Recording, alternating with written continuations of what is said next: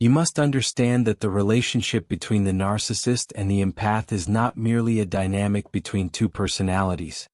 It is the meeting of two ancient forces that have danced together since the dawn of consciousness, the predator of the soul and the healer of the wound, locked in a silent contract that neither consciously remembers signing. And yet when one of these forces withdraws from the dance, when the empath ceases to move in the rhythm of appeasement, something profound occurs. The narcissist who once found nourishment in the empire's unending supply of attention begins to face an emptiness. They have spent their entire life fleeing. It is here that the psychological mask, the persona, begins to slip. The narcissist persona is an elaborate construction, an ornate armor built to conceal the trembling child within. The one whose need for recognition was once met with neglect, criticism, or conditional love. As long as the empath plays along, this armor remains intact, polished, and convincing. But when the empath refuses to continue the unspoken agreement to reflect back to the narcissist their carefully crafted image, the armor begins to crack.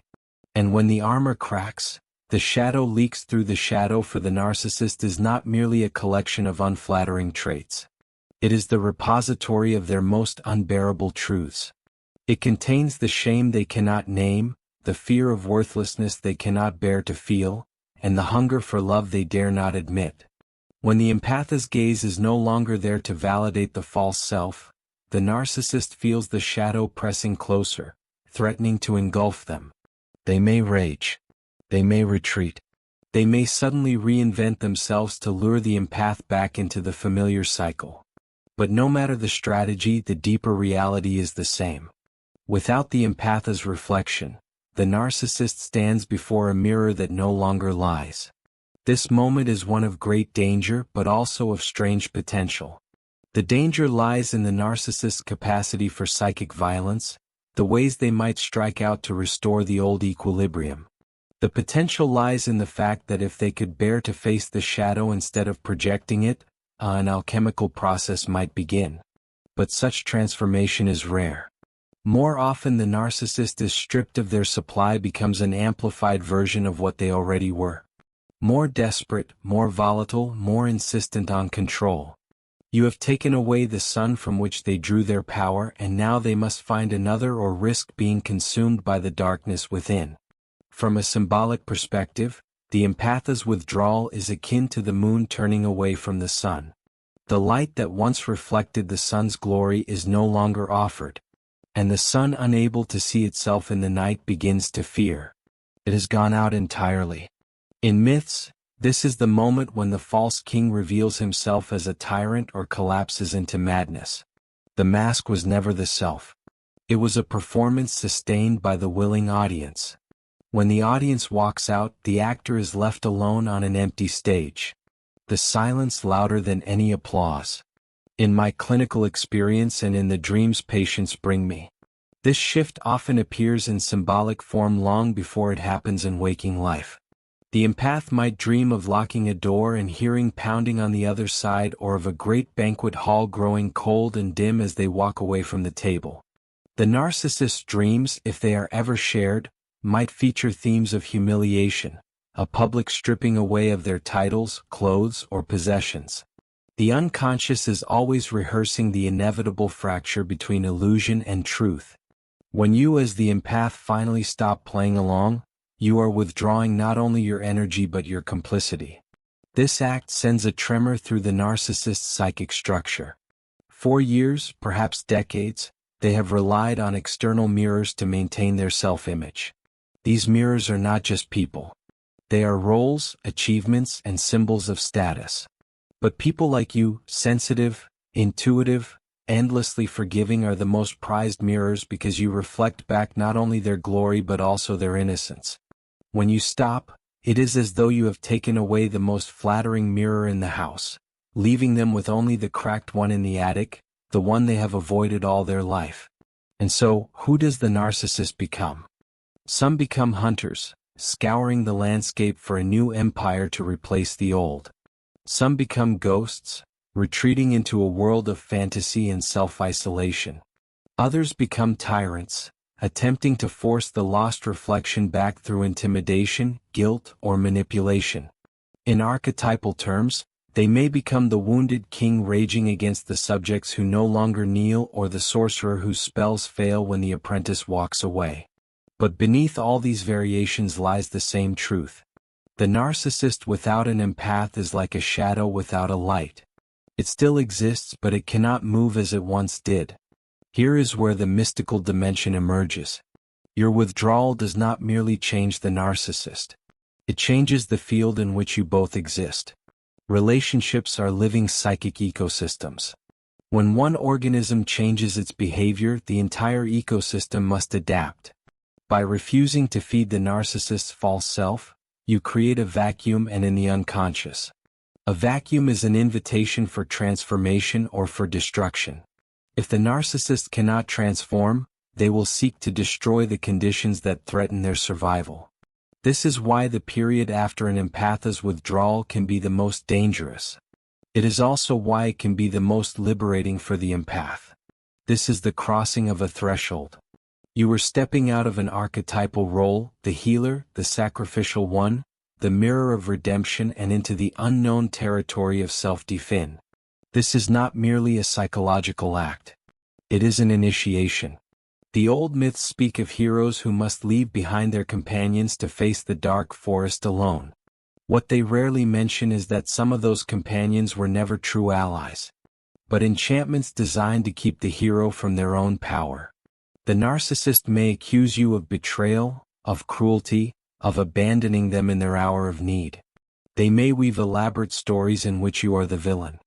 This is projection, the shadow at work. But it is also a desperate attempt to restore the old narrative. For if you are wrong, then they can remain right. If you are selfish, they can remain the noble sufferer.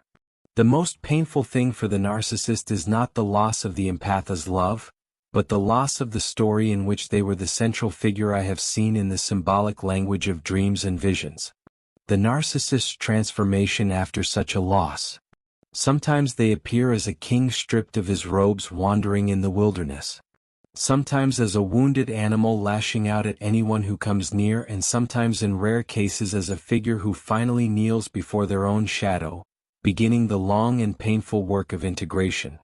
This last path is the only one that leads to true wholeness, but it requires the narcissist to endure what they fear most: the collapse of the false self and the confrontation with the abandoned child within.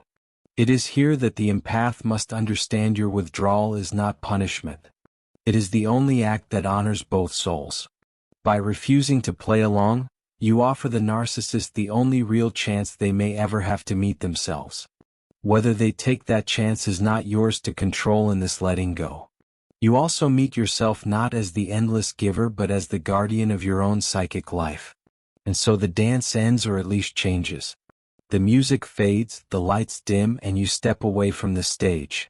Behind you, the narcissist stands in the half-light, unsure of who they are, without the reflection you once provided. Before you, the path is unlit, but it is yours.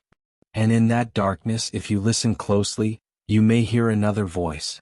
Not the voice of the narcissist calling you back, but the voice of your own soul whispering, "Now we begin." And when the empath steps away, the first thing the narcissist encounters is not the absence of you, but the presence of themselves.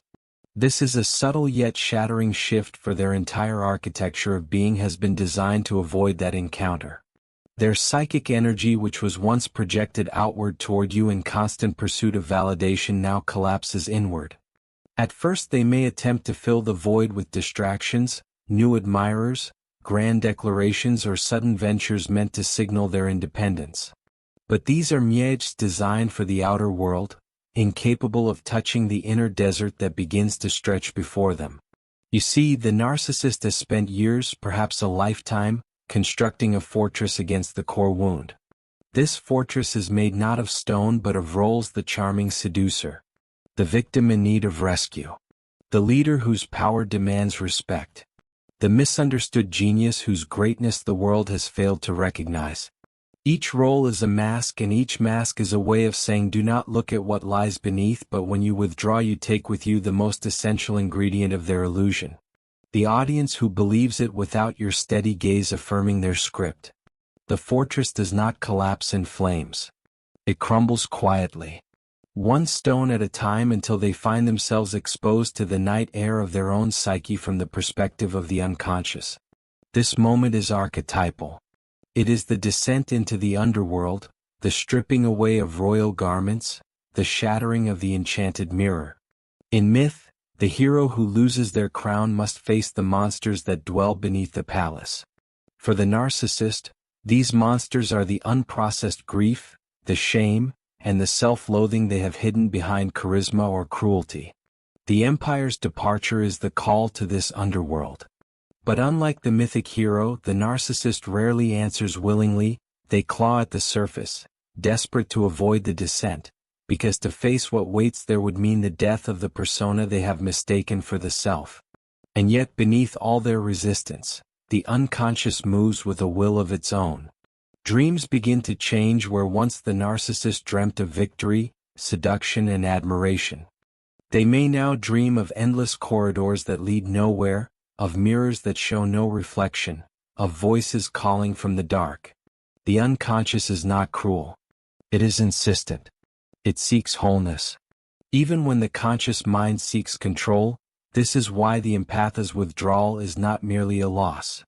It is an initiation for both. For you, the empath, the withdrawal is the beginning of individuation. You have lived for so long in the gravitational pull of another's need that you may not know where you end and they begin. By stepping away, you enter a liminal space, a psychic twilight in which your own image begins to return to you. At first, it may be disorienting. You may feel the phantom pull of their expectations, the echo of their voice inside your own thoughts. The part of you that was trained to anticipate their moods will still listen for their storms. This is the residue of archetypal possession. When one figure in the psyche dominates the field of awareness, shaping your identity around their needs. In this twilight, you may also find your dreams shifting. You might see yourself walking through empty rooms, discovering doors you had never opened before. You might dream of finding an old garment, a cloak, a dress, a robe that you had forgotten was yours. These are symbols of the self returning the soul, reclaiming the garments it once laid aside to play the role of caretaker, healer, or redeemer. In Jungian analysis, such dreams are signs that the psyche is rebalancing its energies, that the archetype of the self is stirring beneath the ruins of the old dynamic. Meanwhile, the narcissist's path without you becomes a study in compensations. Some will overinflate, building an even grander facade to shield themselves from the wound. Others will implode, retreating into isolation, convinced that they have been fatally wronged. In rare and remarkable cases, the absence of the empath's mirroring will force them to confront the unendurable truth that their hunger for control and admiration was born of a primal terror of abandonment. If they can bear to stand in that fire without rushing to extinguish it, something extraordinary can happen. The false self can crack enough for the real self to emerge. But this emergence is not glorious. It is raw, trembling, and profoundly human. It is the face they have hidden even from themselves. I have often said that one does not become enlightened by imagining figures of light but by making the darkness conscious. When you withdraw, you are forcing the narcissist, whether they recognize it or not, to face that darkness, and in doing so you are also forced to face your own. For it is not by accident that you were drawn into this dance. Somewhere in your own psychic history lies a place that resonated with theirs. Perhaps you too once believed that love must be earned through constant giving, that peace comes only when others are pleased. These beliefs are the invisible threads that bound you to them. To cut these threads is not only to release them. It is to release yourself from the ancient wound that taught you to bind your worth to another's satisfaction. When the empath stops playing along, a strange inversion occurs. The narcissist who once appeared powerful begins to unravel. The empath who once felt powerless begins to see the truth of their strength. It is not a strength forged in domination, but in refusal, the refusal to abandon oneself in the service of another's illusion. This is the quiet, unshakable strength of the self emerging from the shadow. The moment in which the inner sovereign awakens. And yet the path from here is not without its trials. The narcissist may return cloaked in remorse, speaking words that seem to echo genuine change.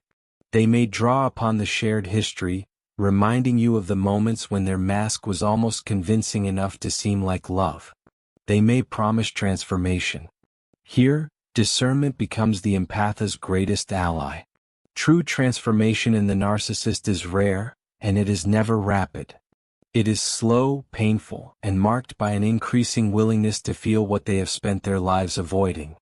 Without that willingness, all change is costume. In the mystical language of the psyche, when one figure leaves the stage, another must enter. By leaving the narcissist theater, you make room for a different actor, the archetype of the self, the inner guide, the one who has been waiting behind the curtains for the moment the false drama ends. It will speak to you not in demands but in invitations. It will not drain you but nourish you. And as you listen to it, you will begin to remember that you were never merely a reflection for another story. You were and are the central figure of your own. The narcissist meanwhile will be forced to choose. They can seek another empath, continuing the cycle until it collapses again. Or they can turn toward the mirror that no longer flatters them and begin the long journey toward wholeness. That journey may never begin in this lifetime. But by stepping away you have planted the seed of possibility. And in the realm of the soul, even the smallest seed can in time split stone. Time has its own alchemy in the psyche. In the weeks and months after you step away, the immediate heat of rupture cools into something more revealing. Both you and the narcissist begin to inhabit different psychic seasons. Though your paths remain connected by the invisible threads of what was shared, for you this is the season of return not to them but to the forgotten landscapes within yourself. For them, it is the season of reckoning, a slow, often unconscious confrontation with the hunger that drove them, now stripped of its familiar source. In my work, I have seen how the unconscious continues to weave its images, especially in dreams, to speak. What the waking mind resists, the empath, freed from the daily erosion of their energy, often begins to dream of open spaces, forests with hidden paths, seas that stretch beyond the horizon, sky that feels endless. These are not mere symbols of escape. They are expressions of psychic expansion. Your soul, long pressed into the narrow corridors of someone else's fortress, begins to stretch its limbs again. It is the archetype of the wanderer emerging, calling you into territories where your worth is not defined by service but by being. The narcissist's dreams in contrast often turn claustrophobic. They may dream of houses where the walls are closing in, of stages where the lights go out, of voices in the distance that no longer answer when called in archetypal terms. This is the beginning of the descent into the wasteland. The same wasteland the wounded king must enter in myth when the land reflects the barrenness of his own heart. Without the emperor's mirroring, the narcissist loses not only their preferred image but also their anchor to the external world's validation. It is not uncommon for them to seek replacements, but no replacement ever fits as precisely as the original dance partner. There is always a subtle friction, a lack of resonance, because what they truly seek is not a new empath, but the restoration of the old reflection. Here is a truth that the empath often discovers late. When you step away, you are not only freeing yourself from their hold. You are freeing them from the illusion that someone else can complete the work they refuse to do. In the moment, it may not feel like liberation for either of you. It may feel like loss or grief, disorientation, but the psyche values truth above comfort. And in withdrawing you have delivered a truth too heavy to offer with words alone. You have said without speaking, I will no longer participate in the denial of your shadow. From the mystical perspective, every relationship is a crucible. The narcissist-empath dynamic is a particularly intense one because it is forged from complementary wounds. The narcissist fears annihilation without control. The empath fears abandonment without giving. Together these fears lock into a perfect circuit. Energy flows endlessly from one to the other, each reinforcing the other's patterns. To break that circuit is to trigger both fears simultaneously. And yet without that rupture, neither soul moves closer to individuation. The months after the break are when the archetypes shift most powerfully. For the empath, the archetype of the caregiver begins to loosen its grip. In its place, the sovereign may begin to emerge. Not the false sovereign who rules others, but the inner ruler who governs themselves. You may notice subtle changes in your boundaries, in the way you speak, in the ease with which you now say no without the old guilt. These are not merely psychological improvements. They are signs of the self taking the throne within, of your psyche reorganizing itself around your own center rather than another's. The narcissist in their own shadowed way faces a parallel initiation. Without a devoted empath to absorb their projections, they may begin often reluctantly to recognize patterns in their own behavior. This recognition may come in flashes, quickly dismissed, or in the sting of relationships that end in similar ways. If the narcissist is capable of reflection, these repetitions can become the first cracks in the wall of denial. But here lies the critical difference. The empath transformation often begins immediately upon withdrawal. While the narcissist may take years, even decades, to reach the point where genuine self-confrontation is possible. In some rare cases, I have seen what happens when the narcissist truly turns inward after the empath's departure. It is a harrowing process. The false self dies slowly, and each death feels like a loss of identity. They grieve the masks, the roles, the certainty that others would always orbit them. If they persist, if they allow themselves to feel the grief rather than project it outward, they begin to encounter the inner child, the archetype of the divine child, wounded and buried. This meeting can be transformative, but it is also terrifying, for it asks them to love what they have despised in themselves. And you, the empath, may feel their pull even across the distance. Energy is not bound by physical space. The psychic cords forged in such relationships can tug at you long after the dance ends. In dreams, they may appear at your door, or you may find yourself back in the old rooms wondering how you returned. These are not necessarily signs that you should reopen the connection. They are invitations from your unconscious to see whether any part of you still lives in that old role. As long as that part remains unclaimed, the cord will hum with tension. To truly sever it is to reclaim every fragment of yourself that once served their story. Eventually, if you stay the course, you will feel the shift. The longing will soften, the memories will lose their sting, and the figure of the narcissist will become less a living presence and more an archetypal teacher in your personal myth. You will see them not only as the one who drained you, but as the one who, by draining you, forced you to confront the deeper wound that made you offer yourself without end. This is not forgiveness in the conventional sense. It is integration. To integrate is to take back the energy you left in another's hands, to weave it back into the tapestry of your own being. The narcissist, if they do not change, will find another empath and repeat the cycle. But even then, your withdrawal remains a silent message in their psyche. A crack in the mirror that no new reflection can entirely erase. On some level, perhaps only at the threshold of sleep, perhaps only in the quietest hours, they will remember the one who walked away. And with that memory comes the seed of a question they may one day dare to ask. Who am I without someone else to see me? And for you, the answer will already be blooming. You will know that you are not defined by the role you played, nor by the reflection you provided, nor by the wounds that once drew you to their side. You are the dreamer who has awakened from the dream. The wanderer who has stepped beyond the gates of the old kingdom. The soul who has turned toward the inner horizon and begun the journey home. There comes a moment long after the parting when the air around the story changes. It is no longer charged with the static of old battles, nor heavy with the grief of separation. It becomes instead a kind of stillness. The stillness that follows a storm. When the ground is soaked and the air smells of renewal, in this stillness, the shapes of what truly happened begin to reveal themselves with greater clarity. You see, the break between empath and narcissist is not simply a personal drama.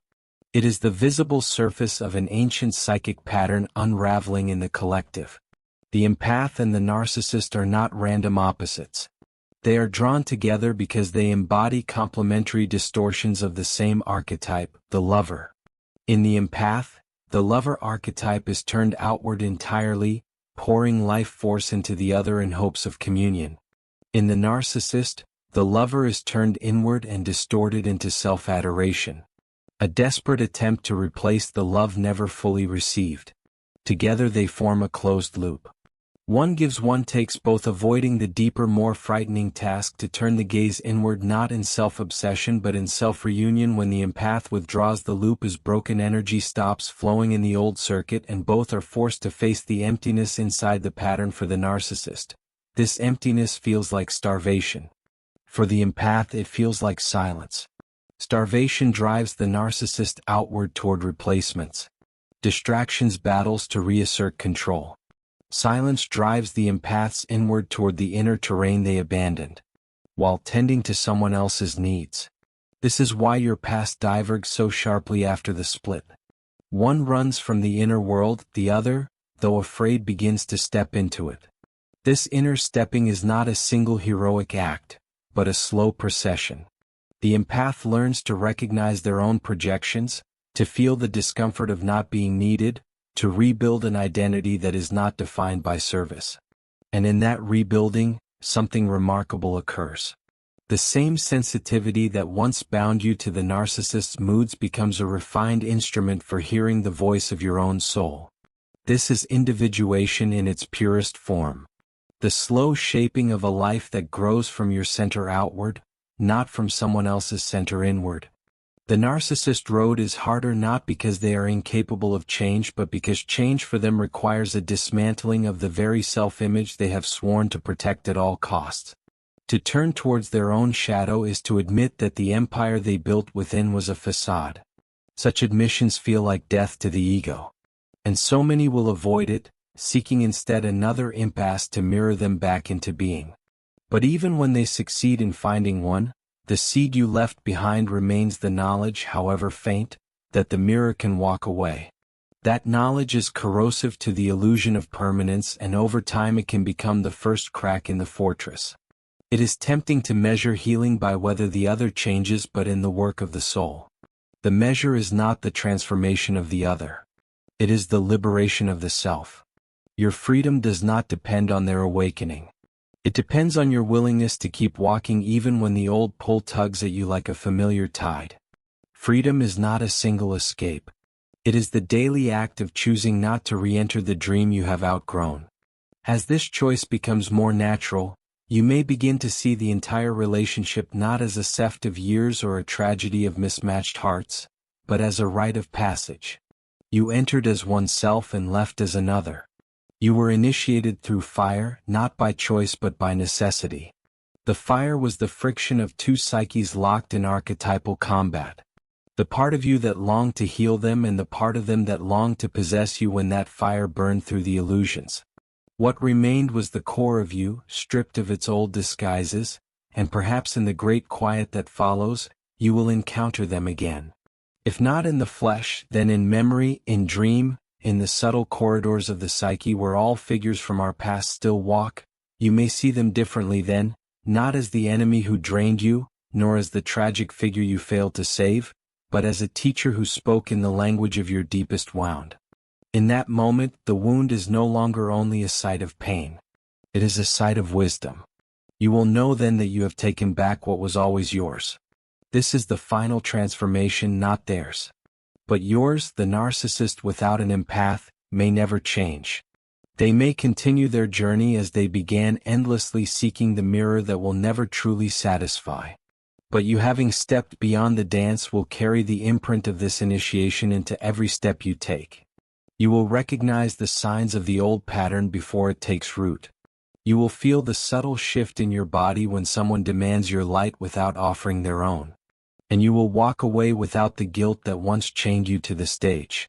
And so the answer to the question, who does the narcissist become when the empath stops playing along, is not a single image but a spectrum. Some become more desperate shadows of their former selves. Some retreat into isolation. A few, the ray of few, begin the difficult descent toward their own truth. But perhaps the more important answer is this. Who do you become when you stop playing along? For in the end, the soul's work is not to reform another's mask, but to remove your own and to meet yourself standing there in the clear, unreflected light. In that meeting, the dance is truly over. Not because the music has stopped, but because you have learned to move to a rhythm that was never theirs to set. And that above all is the freedom neither the narcissist nor their illusion can ever take from you. Thank you for watching this video. If you enjoyed it, please like and subscribe.